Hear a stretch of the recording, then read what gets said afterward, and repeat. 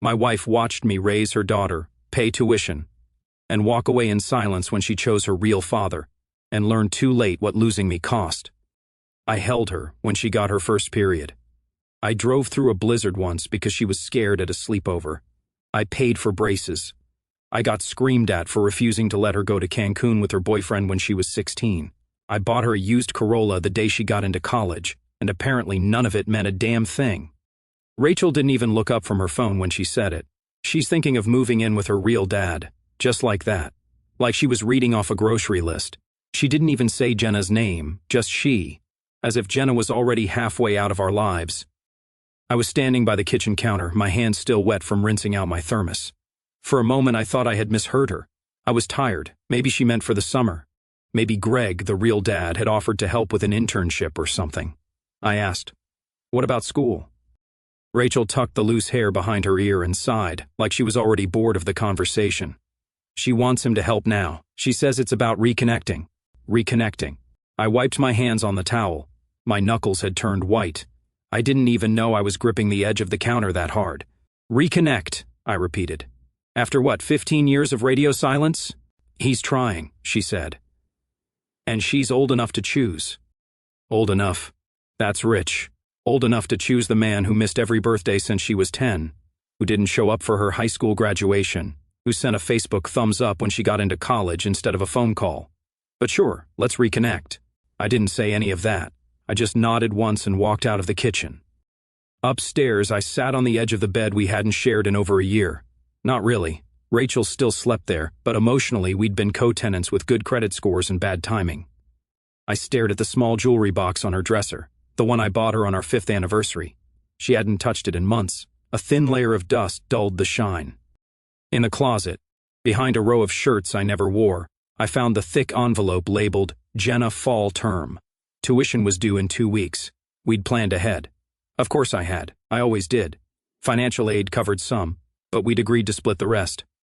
I walked back downstairs, my boots heavy on the floorboards I'd laid myself. I set up my desk. I logged into the bank. I removed my name as CO signer. Click. I logged into the college portal. I canceled the pending payment authorization from my account. Click. I went into my email drafts and deleted the message I'd written last month, asking if she needed anything for her dorm. Click. I stared at the screen for a while after that, not doing anything, just being still. Outside, the wind picked up. A storm was coming. The windows groaned like the house knew something was breaking. I stood up and turned off the desk lamp. In the hallway, Rachel walked past me toward the laundry room, her arms full of towels. She didn't ask what I was doing, didn't even glance at me. And that was the softest goodbye I ever got. No tears, no arguments, just silence and a few quiet clicks. The morning I dropped off her mini fridge, Jenna barely looked up from her phone. "Thanks, Frank," she muttered, tapping out a text while I hauled up 3 flights of stairs at the dorms. No elevator, of course. Concrete steps, peeling walls. The whole place smelled like instant ramen and body spray. She didn't ask how my back was. Didn't offer to help.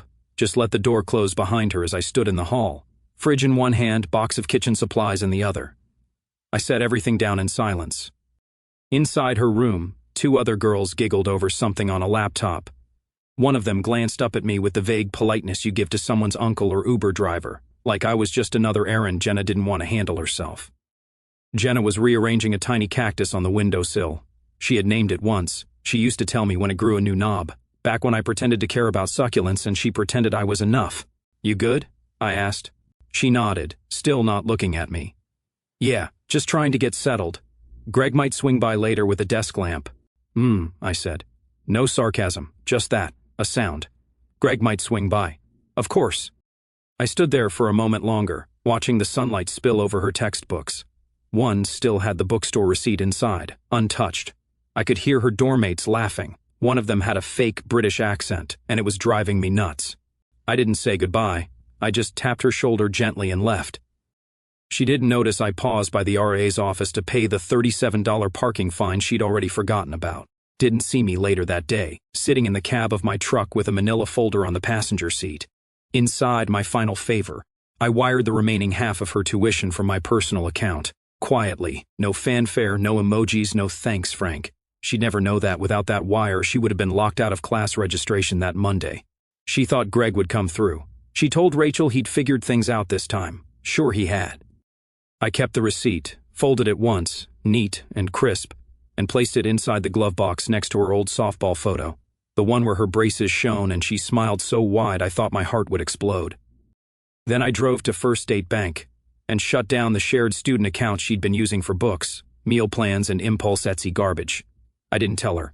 No warning, no drama. I walked out of the bank with a small envelope of cashier's checks. Not because I needed the money, but because I needed the act.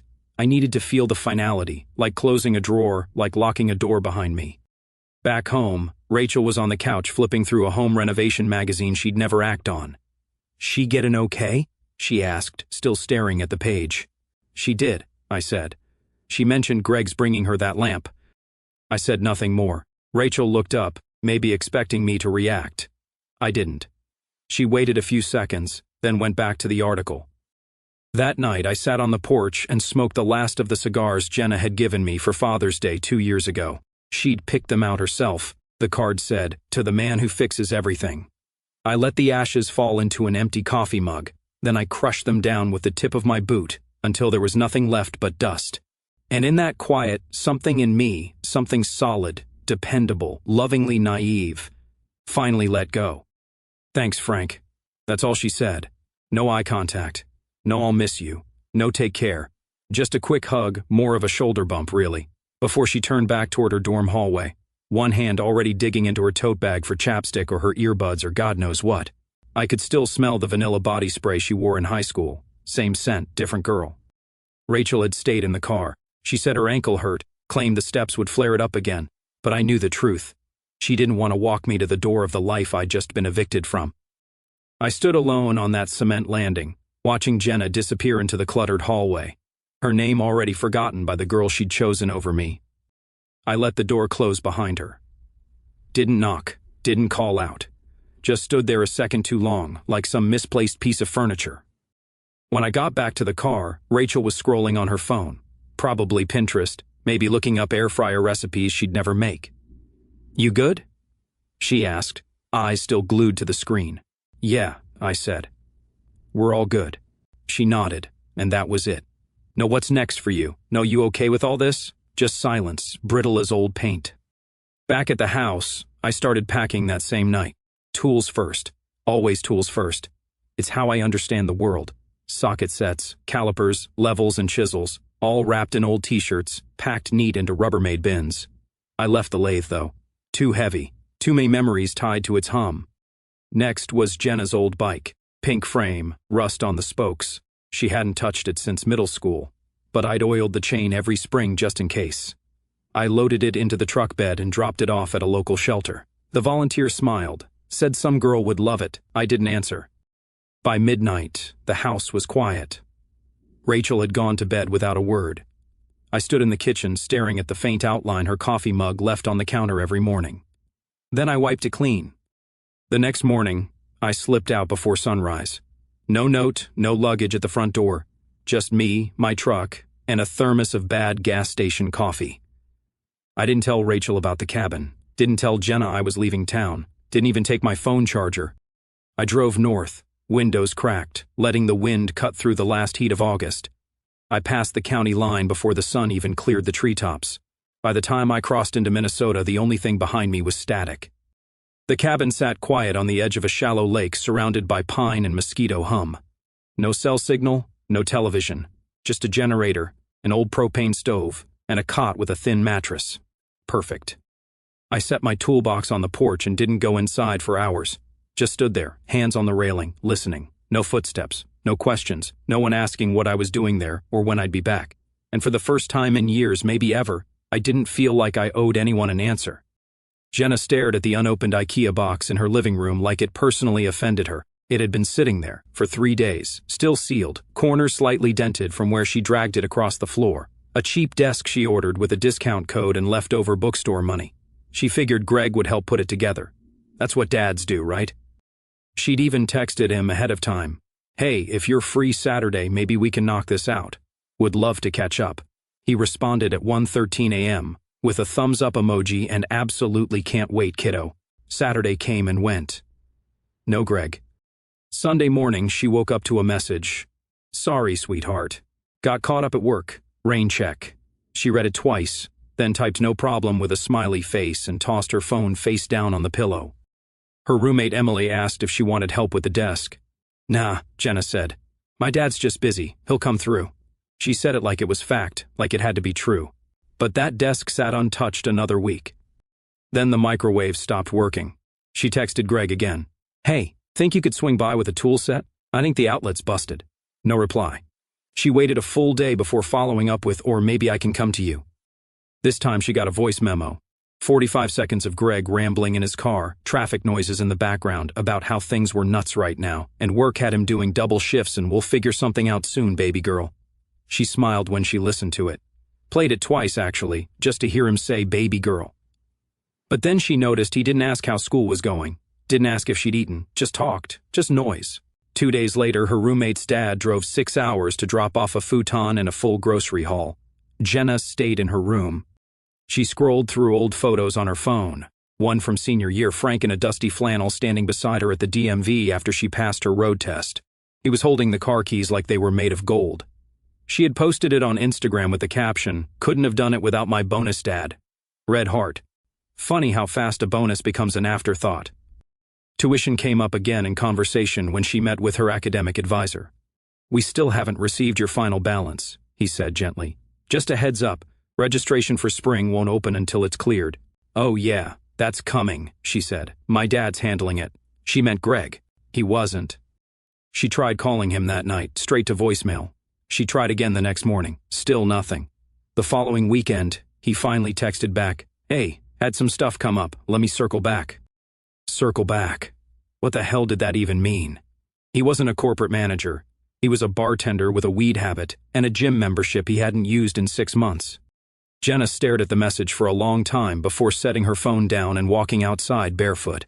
The air smelled like fried oil from the student union. Her stomach turned. When she came back inside, Emily was on the floor putting the desk together herself. "Figured I'd just get started," Emily said. "You can owe me a coffee." Jenna nodded, said thank you, then shut herself in her room and didn't come out until morning. She didn't cry, not yet. But for the first time, she didn't check her phone before bed. Jenna saw the subject line during her morning lecture, action required, tuition payment rejected. At first, she thought it was a phishing email, some scam. She almost deleted it until she noticed the .edu address was real and the student ID number matched hers. Her stomach tightened. She opened the email, skimmed, read it again. Your recent tuition payment was returned due to insufficient account authorization. Please resolve your balance within 7 business days to avoid course registration holds or possible suspension of campus housing privileges. She stopped breathing around the word suspension. Her mouth went dry. She left class without grabbing her bag. Outside, her fingers shook as she dialed Rachel. "Hello?" Her mom's voice. Casual, distracted. "Did you see the email?" Jenna's voice cracked. "What email?" "My tuition." It bounced. The check bounced. There was a pause. "Wait, I thought Frank was—" "Well, he's not," Jenna snapped. "I thought you were keeping an eye on that." "I haven't talked to him in weeks," Rachel said. "I thought you were the one." "Jenna, I don't even know where he is." Jenna stood by a row of campus mailboxes, gripping her phone like it owed her something. She exhaled through her nose, sharp and trembling. "I don't have that money," she said. "Do you?" Rachel didn't answer. So Jenna tried Greg. He picked up on the third ring, sounding like he'd just woken up. "What's up, sweetie?" "My tuition bounced," she said. "Wait. Seriously?" "Yes, seriously. You said you'd take care of the rest." "Hang on." The sound of him fumbling with something, probably a vape pen. "Didn't you say your stepdad paid for this stuff? Didn't he already cover it?" "I thought he would," she whispered, then louder. "I thought he would." Greg sighed. All right, chill. How much are we talking?" she told him. Dead silence on the line. "I mean, I can try to pull some stuff together," he said slowly. "But that's like, a lot. Like way more than I expected." "Why didn't Frank say anything?" "He's not answering," she said. "He hasn't texted. He hasn't called. He's just gone." "You sure?" "Pretty damn sure," she snapped.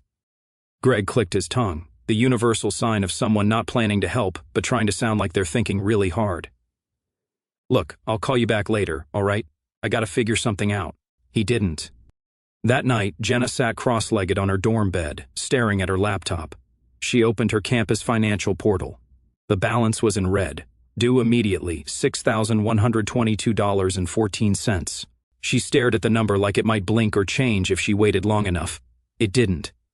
She opened her phone, scrolled through old texts from Frank. The last one had been almost a month ago. Fridge should be cold enough after 2 hours. Don't plug anything else into that wall. Breaker's finicky. No love you. No check-in after the move. Just appliance instructions. She opened the contact and tapped call. Straight to voicemail. She tried again. Still nothing. Then she texted him. Frank, please, something's wrong. Can we talk? The 3 dots never appeared. She left her phone screen on until it dimmed and went dark. And that night, as the silence pressed heavier than ever, she finally began to understand. Frank hadn't forgotten her. He wasn't angry. He was done. Rachel called 6 times before noon. Then she left a voicemail. You didn't have to do this, Frank. I mean, God, you knew tuition was due. You knew how important this semester was. Are you punishing her or me? What kind of man just disappears when his family needs him? You raised her. You were there when Greg wasn't. Now you vanish. She's falling apart, Frank. He listened to the message on speaker while he carved notches into a pine beam by the lake, measuring out dovetails. He wasn't in a rush to finish. He didn't delete it. Didn't save it either. Just let it sit in his inbox, unheard by anyone but the squirrels and the distant loons. An hour later, another voicemail came in. This is sabotage. That's what this is. You're trying to teach her a lesson or whatever twisted thing you've cooked up in that quiet little brain of yours. You know she's not ready for this. You're punishing her for picking her father. He paused the recording at that word, father, and smiled to himself. One of those dry, corner-of-the-mouth smiles that didn't reach his eyes. Meanwhile, Jenna had stopped eating. She wasn't starving herself exactly, just distracted. Late nights pacing the common room, staring at her bank app like it might grow zeros if she stared long enough. Her roommate Emily offered to lend her money. No, Jenna said. It's not your problem. Emily hesitated. I mean, wasn't Frank always the one paying for stuff?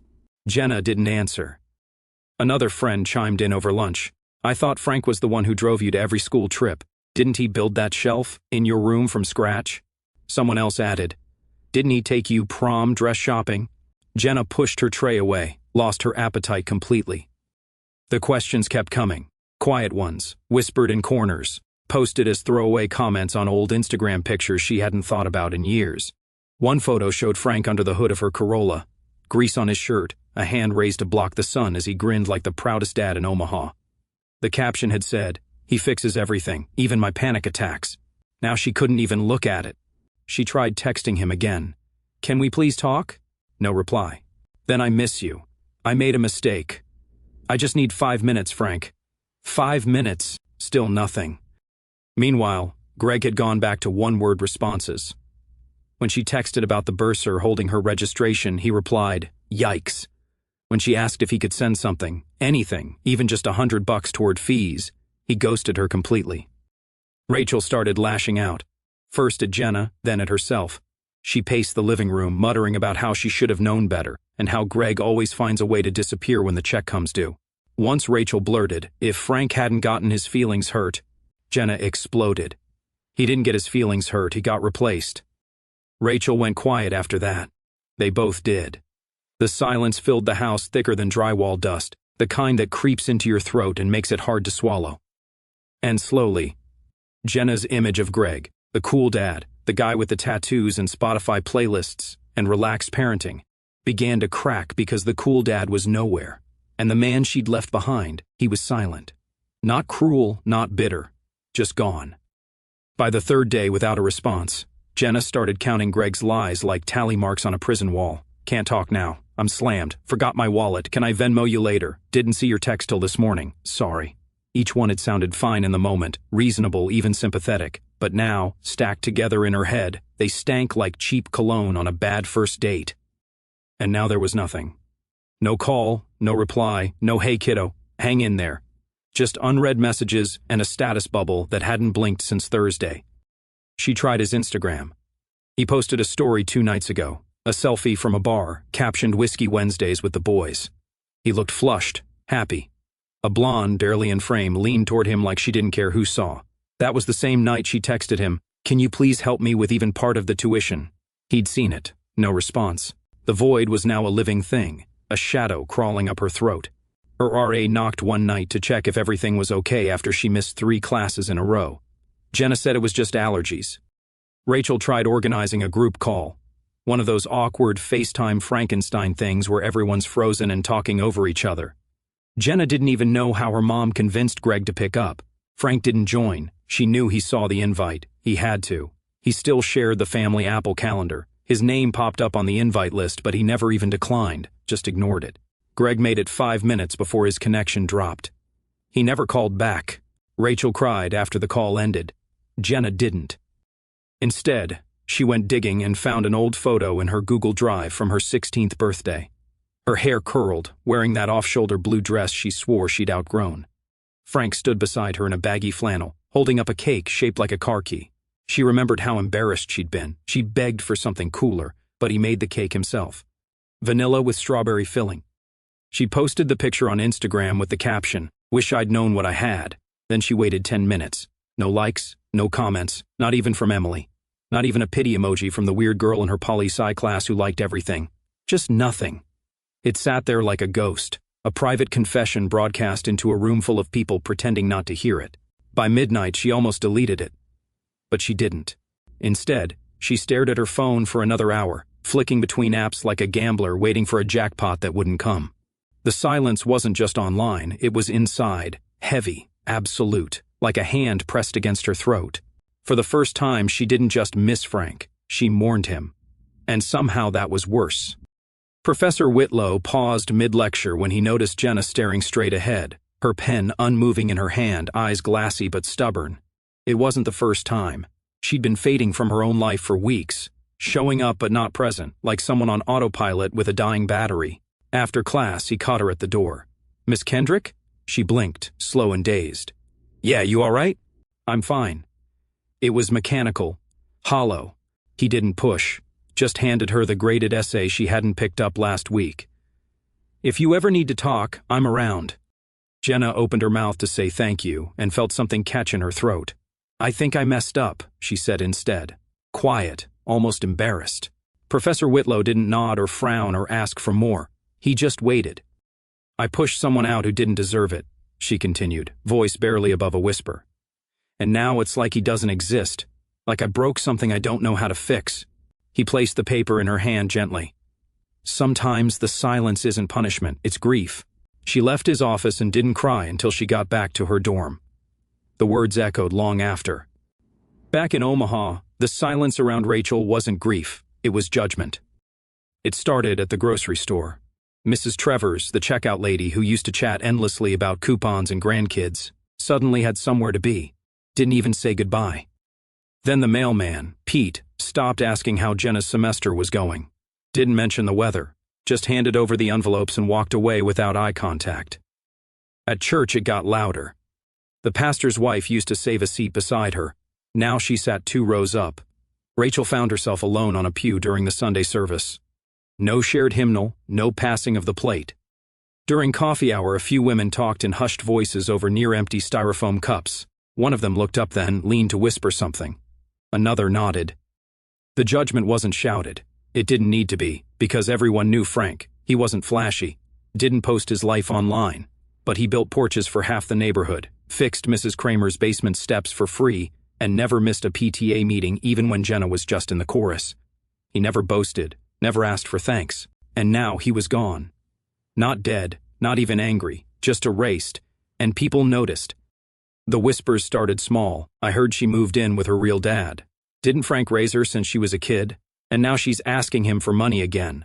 Typical. Rachel tried to push back once over coffee with 2 old friends, Gloria and Diane. She made some comment about Frank's ego, about how men just vanish when they don't get their way. Gloria stirred her tea, then said flat as concrete, "Frank fixed my fence when Gary threw his back out." In January, Rachel didn't finish her muffin. Diane just shook her head and said, "Some men don't vanish, Rach. They just stop showing up for the wrong people." By the end of the week, Rachel noticed the kids across the street had stopped waving, the same kids Frank used to teach how to whittle with his pocket knife. And she realized Frank hadn't just raised Jenna. He'd raised trust, community, quiet goodwill in a world full of people too busy to notice the steady hands holding it all together. And now that he was gone, they noticed. Rachel's voice cracked halfway through the first message. "You raised her. You loved her. We need your help, Frank, please." The message had no edges, just pleading, no anger left, no accusations. She sounded like a woman standing on a frozen lake, hearing the first splinters crack beneath her boots. He didn't listen twice. He poured his coffee, watched steam roll up the cracked window of the cabin, and let the silence refill the room. 2 hours later, another voicemail landed. "She's hurting, Frank. Really hurting. She doesn't sleep. She barely eats. She's scared. And Greg's not showing up. You were always the one who showed up. Please don't do this. Don't let her drown." Frank turned the volume down, listened once, then opened the weather app on his phone. Cold front coming in. Should chop wood before sundown. The phone buzzed again. Not a call this time, a message from Jenna. "Simple, Dad. I'm sorry. Please just say something." He read it. Let it sit there like a lit match on dry grass. It took him a full minute to breathe again. Not because he didn't care, but because he did, too much. She'd called him Dad, not Frank, not hey, not can we talk, just Dad. And for a moment, just a flicker, his hand hovered above the screen. He thought about replying. Not with anger, not with anything sharp, just something real. A sentence. Maybe a word. Anything. But the weight of the last year, the last month, the echo of all the things she didn't say back when it counted, pressed against his chest like wet cement. Where had this girl been when he carried her fridge up those stairs? Where had this voice been when she chose someone else over the man who never missed a parent-teacher conference? Where was this apology when he signed off from her life, like a man turning in a work badge he'd worn with pride? No, it was too late. So Frank did the only thing he had left. He tapped delete. No reply, no dots, no typing, just silence once again, taking its seat beside him like an old friend who didn't need to talk. He set the phone down, stepped outside, and split a fresh log clean through the middle with a single swing. In a dorm 2 states away, Jenna stared at her screen for hours. No response. She checked her signal, refreshed the app, waited, hoped, nothing. She whispered the word please to an empty room, then turned the phone face down on her nightstand. And just like that, hope, quietly, without fanfare, folded in on itself and died. By October, Jenna was working 20 hours a week folding sweaters at a campus clothing store called Lake Threads, where the AC always ran too cold, and the manager spoke to everyone like a kindergarten teacher who hated children. She took the job because she had no choice. Meal card balance ran dry the second week of the month. The bursar let her stay enrolled for now, but the late fees were climbing like ivy, slowly wrapping around her neck.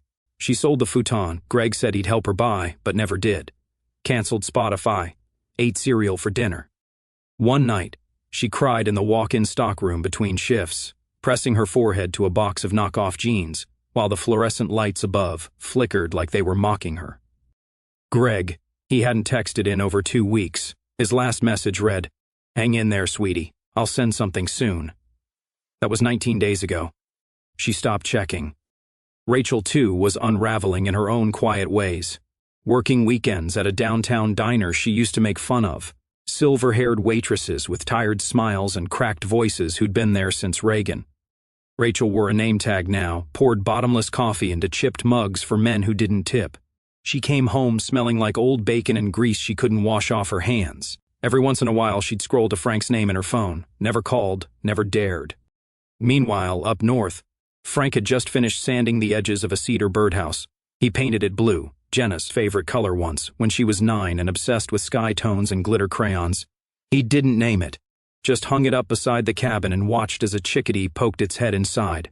The phone sat beside his mug of black coffee, screen dark forever on silent. He didn't check it anymore, didn't need to. One Thursday, after an early class, Jenna sat outside the student center with a lukewarm paper cup of instant cocoa she'd snagged from the break room. Her hair tied back in a low bun, wrinkles forming beneath her eyes. Stress lines she never used to have. Her hoodie sagged over her frame like it belonged to someone bigger, someone less brittle. A freshman sat beside her, didn't know her story, just trying to make conversation. You ever talk to the guy who raised you, the carpenter dude? Jenna looked up, blinking like she'd been underwater. Then, with the smallest shake of her head, she said, voice soft and final, no. He's gone. Not angry, not bitter, just gone. The freshman didn't ask again. Jenna took a sip of her cocoa, watched steam rise into the autumn air. A leaf skittered across the pavement in the wind. And that was it. Not a scream, not a reunion. Just a girl who chose wrong, a mother who backed the wrong man, and a man who walked away without slamming a door because some exits echo louder when left open. In the woods, Frank lit a fire and watched it crackle. The wind carried smoke across the lake, and the silence, for once, felt complete.